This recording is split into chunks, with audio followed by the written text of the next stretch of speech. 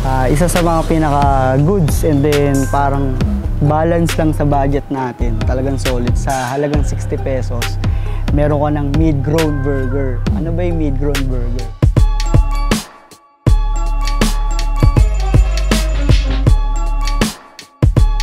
Kahit saan lugar kayo, bababasikasin para sa inyo.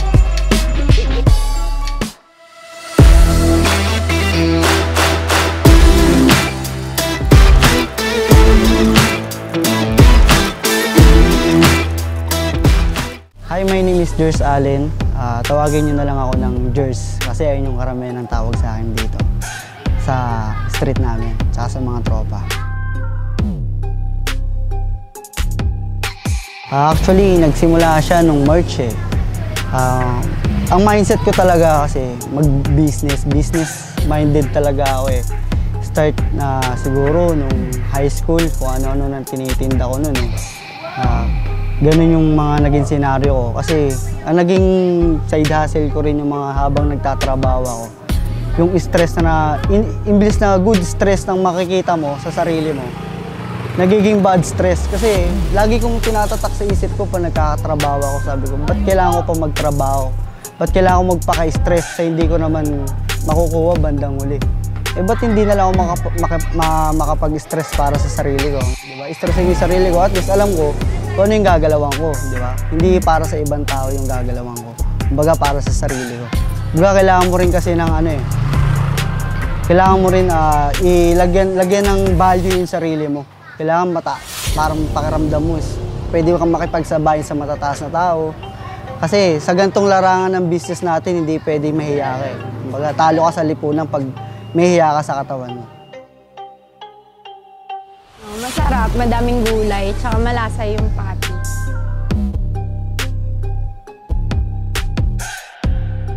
Yung isa sa mga sumuporta sa akin talaga, number one, yung mga kaibigan ko. Isa sa nag-umpisa yan, habang nagtatrabaho ako nun sa isang brand sa SM North, naisipan kong parang magtayo ng negosyo kasi parang nai-stress na ako, tsaka natotoxican na ako sa crowd, sa industry. Kasi parang paulit-ulit, ilang taon na ako, parang ito pa rin yung pinapasok kong trabaho. Para sa sarili nila, ba't ilalang ko pa sa ibang tao? So ayun yung pagtatrabaho. So nag-resign ako, so nag-decide ako. Kasi hindi ko na talaga kaya pagsabayin actually. Yung mga sumusuportang kay Cassie ng mga panahon habang nagtatrabaho ako, sobrang dumagsa talaga ng sobra. Number one, yung pinagtrabaho ko sa SM North.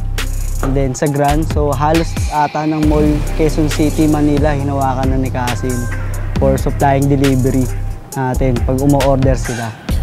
And then, yung habang pagpasok ng kapatid ko doon sa ospital, doon na nagsimula yung number one struggle na nangyari sa akin. Yung nagkasakit siya sa kidney. So doon, parang pakiramdam ko yung lahat ng pinaghirapan ko is nawala. Yung nagkasakit yung kapatid ko.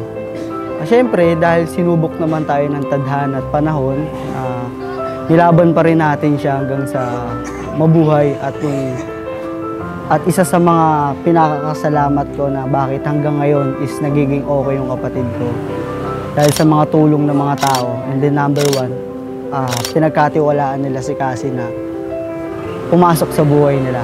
Ayan yun, ito yung paninda natin na ang sinasabi nila na parang pag natikman mo yung froth namin tsaka yung ice coffee namin, parang kang nakatikim ng Starbucks. And then yung burger namin, syempre, bakit naging tinda ko is burger?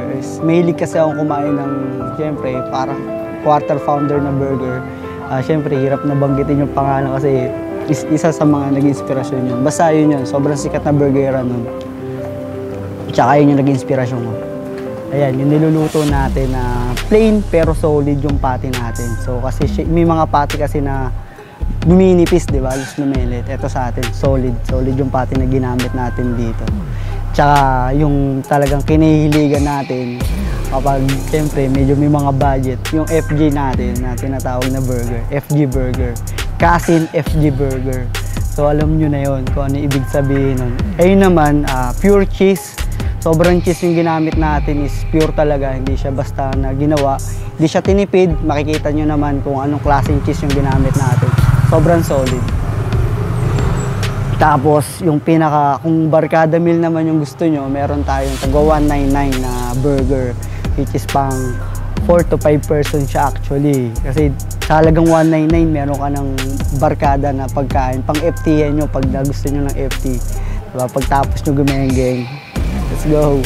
Tsaka yung mga bagong specialty natin, yung Pineapple Express, OG Purple, meron din tayo yun sa burger natin, tsaka OG Shook. Number 1, isa sa pinakamabenta natin yung OG Shook natin na burger. Sobrang solid doon. Pag natikman nyo yun or dumarap kayo rito, marami nang dumadayo sa atin na iba-ibang lupalop para matikman yung ating putahe na sobrang solid. And then sa kape naman natin, yung binabalik-balikan ng mga ladies, and then yung mga couple na pumupunta rito, tsaka yung mga dinideliveran ko, yung Java chip namin, tsaka meron kaming bagong ginawa na ice coffee jelly na sobrang solid. Tapos meron din tayong frappuccino na coffee jelly. Sobrang solid din nun. Tsaka yung Java chip natin. Ayun yung pinaka-best natin. And then meron din tayong mga pang-estudyante na kape rito. Kung mahilig kayo sa kape, meron tayong tagsi 69, yung dark mocha, tsaka yung ano natin, yung mga salted caramel, yung mga pan-chicks natin, tsaka yung special, yung pinaka-solid na special coffee natin. Sobrang solid na. Mura lang, sobrang quality.